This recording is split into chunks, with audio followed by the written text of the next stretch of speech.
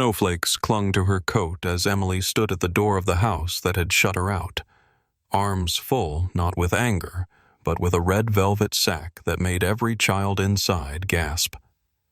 Her sister's face froze mid-smile, while kids from the neighborhood burst in behind Emily, laughing and shouting with joy. Laughter swept through the room, drowning out the carefully curated calm, as the adults watched in stunned silence. But what happened next will shock even those who thought they'd seen everything. But first, let's go back to the beginning. Emily stared at the message, her thumb hovering over the screen, unmoving. The phone's soft glow lit up her living room, which was already twinkling with quiet anticipation. Pine-scented candles flickering, a modest tree blinking in the corner, and 2 carefully wrapped gifts waiting under it. One for her niece, the other for her nephew. She had found a first-edition graphic novel her nephew would love, and a watercolor sketchpad for her niece who'd taken to drawing ballerinas. She had spent time on those, thought, care, love. But now, her presence wasn't required.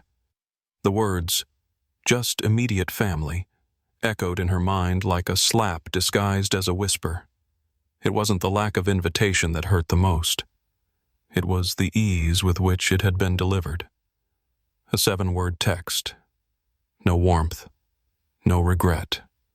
Just casual, antiseptic dismissal, as if she were a distant cousin who lived across the country, not the woman who had sewn Madison's wedding veil by hand, not the sister who'd stayed up for 18 hours straight helping plan their parents' anniversary party because Madison had too much on her plate.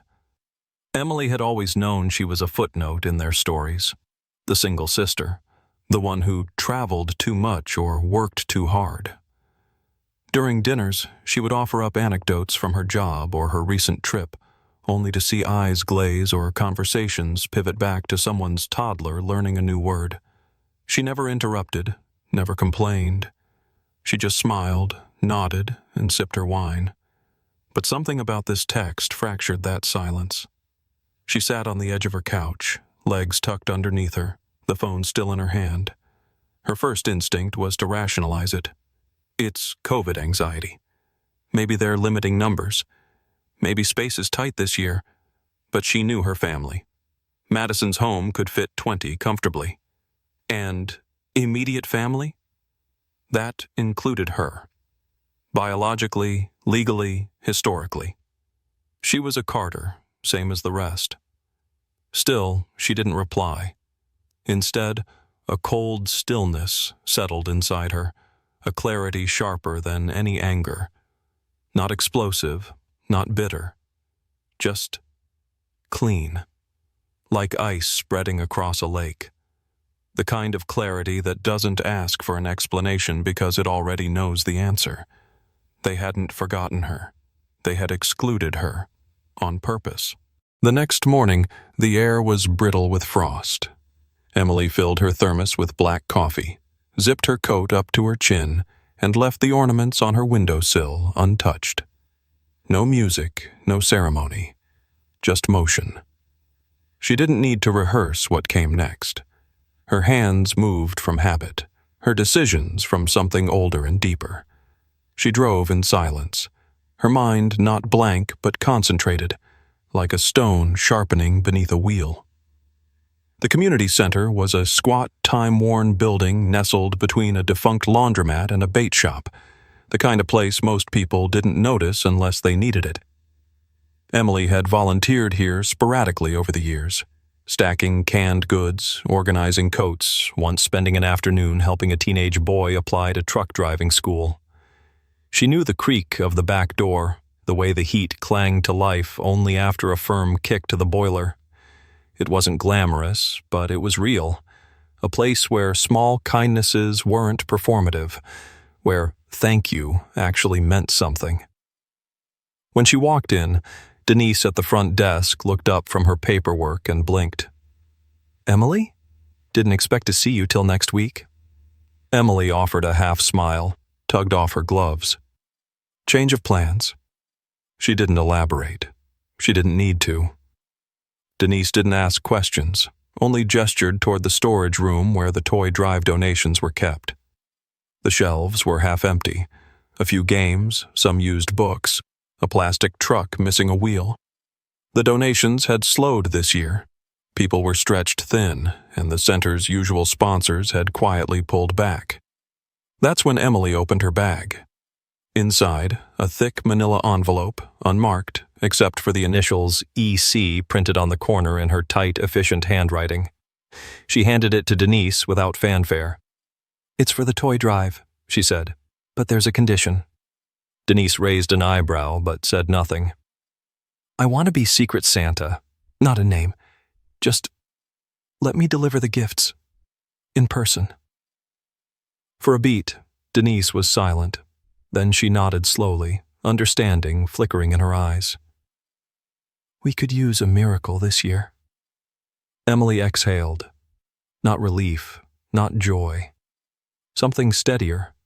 Something like resolve taking shape. She didn't want credit. She didn't want applause. She just wanted to be there, to matter, to walk into a room and not be treated like wallpaper. And this time, she would walk in on her own terms. The snow fell in measured silence, catching in the folds of Emily's coat, clinging to the velvet sack slung across her back like some fable rewritten in quiet defiance. Her boots crunched softly against the salted concrete of Madison's manicured driveway. Strings of lights blinked cheerfully along the porch rail. Wreaths perfectly symmetrical. A tableau of curated holiday bliss. But behind that facade, the air felt taut. The kind of brittle peace that only exists when appearances are being held together with tense, invisible thread. She adjusted the sack over her shoulder, heavy not just with gifts, but with something weightier, intention. Her breath curled in clouds, each step forward deliberate, rehearsed not in front of a mirror, but in the private rehearsal space of the soul, the one where all the unsaid things live. When the door opened, Madison's expression tried to arrange itself into something palatable, but it couldn't hold. The muscles in her jaw twitched, her lips parted, too slow, too late. "Emily? What are you doing here?" Emily said nothing. She didn't need to. From behind her, the thunder of small feet hit the driveway. Children, bundled in oversized coats, some missing gloves, some wearing boots 2 sizes too big, poured forward in a stream of joy. The red velvet sack unzipped, and with it the air changed. No longer pristine and rehearsed, but warm, chaotic, alive. Laughter swirled through the foyer, louder than Madison's curated Spotify playlist. Inside the house, eyes turned. Conversations halted. Wine glasses paused mid-air. And in the doorway stood Emily. Not excluded, not diminished, but elevated by the sheer contrast between her quiet grace and the sterile perfection around her. One child, a wiry boy with a chipped front tooth, reached into the sack and gasped at the football inside. "For me?" he asked, his voice half believing. Emily crouched. "Your name's Elijah, right? I heard you made every touchdown last Saturday." He beamed. Her brother Aaron stepped closer, brow furrowed. "What's going on?" he murmured, as if afraid to say it too loudly. Emily handed him the envelope, her eyes steady. "Merry Christmas." He opened it, skimmed, then blinked. "You did this? For my company?" She nodded once. Behind him, Madison hovered, unsure whether to be furious, embarrassed, or invisible. But Emily didn't even look at her.